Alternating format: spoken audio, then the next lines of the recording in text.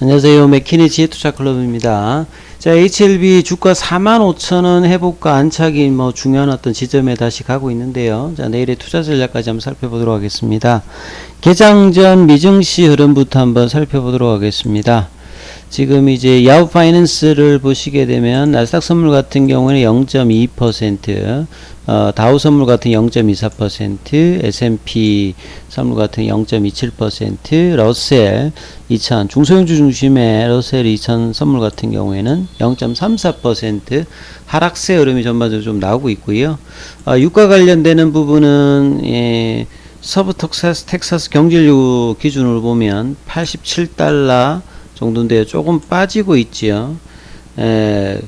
유가 관련되는 부분에서 이제 이 오펙 감산 관련되는 부분들이 200만 배럴 관련되는 이야기가 나오면서 유가 관련되는 부분에 영향이 이렇게 하고요. 금값 관련되는 부분들은 0.37% 소폭 상승세 흐름입니다. 그리고 타이틀을 보면 마켓 노이즈가 아마도 이제 투자자들한테 이 4분기까지 여전히 이제 연말까지 이 10월달, 11월달, 12월달 쉽지 않은 어떤 흐름이다, 이런 어떤 타이틀이 있고요. 그 다음에 이제 선물 관련되는 부분에서는 이 4분기 어떤 시작들이 나오면서 이 초반에 조금 이제 연속 한 이틀 정도 올랐지 않습니까? 이런 부분들이 조금 이제 주춤해진 어떤 상황이고요. 그 다음에 유가 관련되는 부분들이 조금 올라왔던 부분들이 오펙과 이제 러시아 포함한 오펙 플러스 관련되는 부분들이 아웃풋 컷, 그러니까 감산 생산량 관련되는 부분, 감산 관련되는 부분들이 나오면서 이런 이야기들이 조금 나왔다, 이렇게 보시면 될 것 같고요. 그 다음에 뭐 또 내용들 보면 이 연준이 이제 리버스 리포, 그러니까 과거에는 이제 이게 그 우리 CD 금리 관련되는 부분으로 이 조정을 했던 부분들이 이제 보통 이제 레포라고 하죠.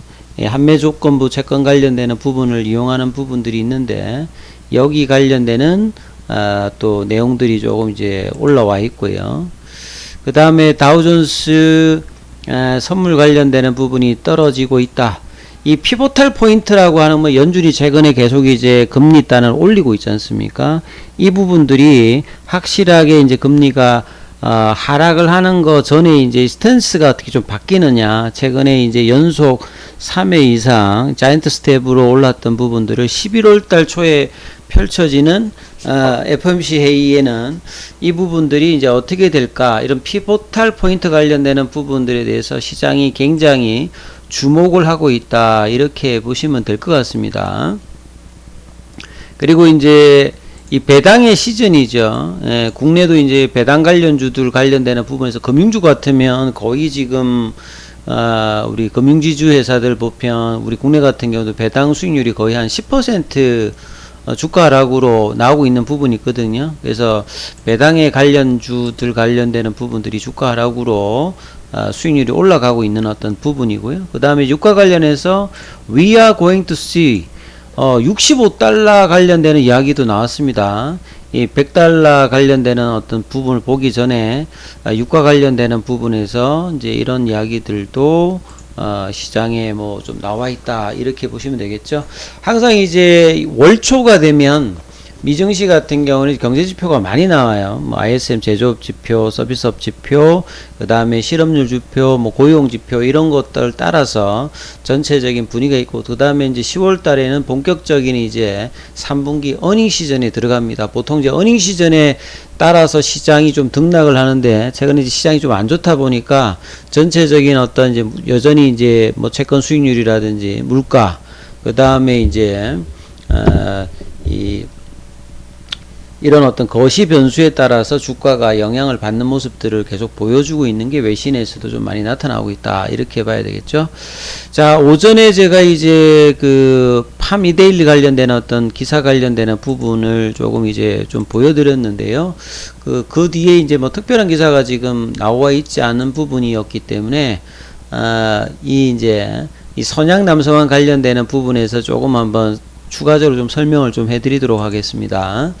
그 내용을 보게 되면 미국의 이제 clinicaltrial.gov에 들어가시면 선양 남성원 같은 경우는 이제 ACC죠.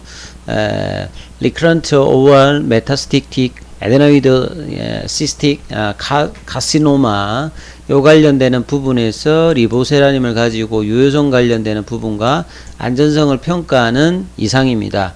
그래서 이 이상을 통해서 기존에 이제 이 혁신치료제 관련되는 부분으로 이제 신청한다는 이제 소식이 오전장에 조금 좀 전해드렸고, 그러면 3상 하기 전에 이제 후속으로 우선 심사라든지 가속 승인 관련되는 부분을 통해서 NDA 신청을 연내 뭐 할 수 있는 어떤 상황까지 만들어 보겠다는 게 이제 해당 내용인데요.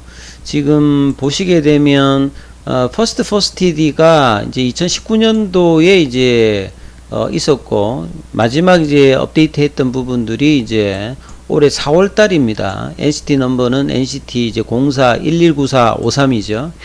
그래서 이상 관련되는 부분에서는 페이지 2에서 이 다른 보통 이제 우리가 항암제 관련되는 부분에서 임상을 하게 되면 아웃컴 메저 같은 경우가 항암제에서는 보통 이제 OS나 뭐 PFS나 이런 부분들을 많이 잡는데요.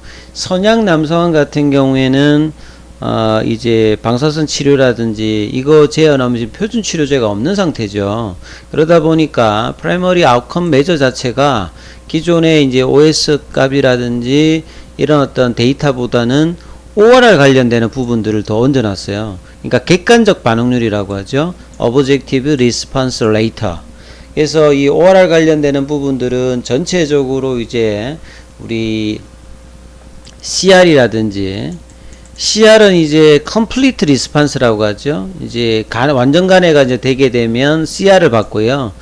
30% 이제 이상이 이제 그 종양이 감소되었다라고 하면 이제 Partial Responsive에서 이제 부분 간해라고 하죠. 그래서 CR이라든지 PR 이런 부분들이 이제 나타나게 되는 이 객관적 반응률, 이걸 이제 할 정도로 선양 남성 관련되는 부분에서는 이 OS 값이라든지 기존의 PFS 값보다는 이런 어떤 반응률 자체가 얼마만큼 좀 나오느냐가 중요하고, 이 부분이 레시트 1.1 버전 관련 부분으로 한다, 이렇게 보시면 되겠죠. 그래서 기존의 보통 이제 항암제하고는 좀 다른 어떤 프라이머리 아웃컴 메저를 대상으로 해서 임상이 진행되고 있죠. 28일 동안 매일 이제 하루에 한 번씩 리보세라닌 관련되는 부분들을 이 구두로 오랄 도주죠. 그러니까 알약이니까 이렇게 맞는 형태로 되어 있고요. 보통 이제 병용을 할 때는 다른 이름이 이제 아파티닙으로 이렇게 하는데, 여기는 이제 단독 형태로 되고 있기 때문에 이 부분이 이제 진양권 회장이 유튜브에서도 그간 이야기했습니다만, 위안보다는 이 선양 남성과 관련되는 부분들이 지금 이제 데이터가 우선시 되고 좀 중요한 상황이기 때문에 이 부분에서 상당히 또 기대를 하고 있습니다. 그래서 HLB는 선양 남성암 관련되는 부분으로 퍼스트 인 클래스 형태를 지금 이제 기대를 하고 있고, 이제 간암 관련되는 부분, 간세포암 쪽에서는 이제 베스트 인 클래스 형태로 두 가지를 동시에 지금 FDA에서 허가를 받겠다, 요런 어떤 이제 기대감을 가지고, 요 이제 허가 관련되는 최종 부분은 내년도에 이제 결정이 나겠죠. 그래서 사실 주가 측면에 본다라고 하면 그 올해의 어떤 기대보다는 내년도가 실질적으로 주가에서 상당히 좀 중요하고, 승인에 대한 어떤 기대감과 승인 이후의 어떤 이제 기대감까지 반영된다니까 이 부분들을 이제 장기 투자자분들은 반드시 좀 이해를 해야 될 거고요. 그래서 10월달, 11월달, 12월달까지 지속적인 재료를 계속 이제 내어주고 있는 상황이다, 이렇게 봐야 되겠죠. 자, 차트를 통해서 한번 살펴봐 드리면, 그래서 오늘 시장이 이제 코스닥이 한 3% 반등이 나오면서 HLB 계열 종목들도 HLB가 2.65, 생명과학이 3%, 제약이 1.58%, 테라피틱스가 5%, 전반적으로 시장 분위기 뭐 예, 동승을 했죠. 그래서 HLB 같은 경우에도 보시면 외국인들 기관들이 매수를 했고요. 그 다음에 이제 일별 흐름에서도 어제 조금 소폭이 이제 프로그램 좀 매도를 했습니다. 오늘 다시 매수를 하면서 수급이 지난주부터 이제 이번 주까지는 흐름이 그렇게 나쁘지 않은 어떤 흐름들을 이어가고 있고, 기간도 보시게 되면 매수 흐름으로 이 10월달 이제 두 가지 재료, 프리앤데이 관련되는 부분에서 이제 언제 이제 소식이 나오느냐, 이뮤노믹 관련되는 부분에서 교무세포종 관련되는 부분에서 탑라인 발표가 언제쯤 나오느냐, 요런 재료에다가 지금 이제 손양나무성암의 이 혁신치료제 이 신청 소식까지 나왔기 때문에 10월달, 11월달, 12월달까지 계속 이제 재료를 내고 있습니다. 그래서 큰 폭의 상승은 어제 이제 그 개법 원봉의 시가까지는 못 갔습니다만, 제가 이제 45,000원을 계속 이야기하는 것은 45,000원 위에 있어야 이 5만원대 위에 가야 이 9월달에 올해 최고점인 57,500원도 뭐 넘어가느냐 여부가 시장과 이제 재료에 따라서 반영을 하기 때문에 일단 45,000원 위에 올려 놓아야 되는 거고요.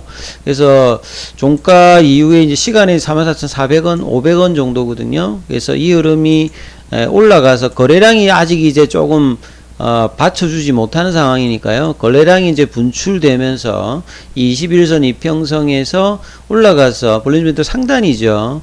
이 5만원대 흐름들을 넘어가서 밴드 태깅이 9월 달에는 넘어가려다 다시 들어왔잖아요. 이 부분의 어떤 시도가 성공으로 되어야지만 이 주가 급등을 이제 기대하시는 분들은 항상 볼린저 밴드 상단을 넘어가야 추세의 어떤 강함이 나오기 때문에요. 이제 그 어떤 가기 위해서 윗단의 어떤 박스권 흐름들을 반드시 좀 챙겨보시라, 이렇게 말씀을 드리고 있죠.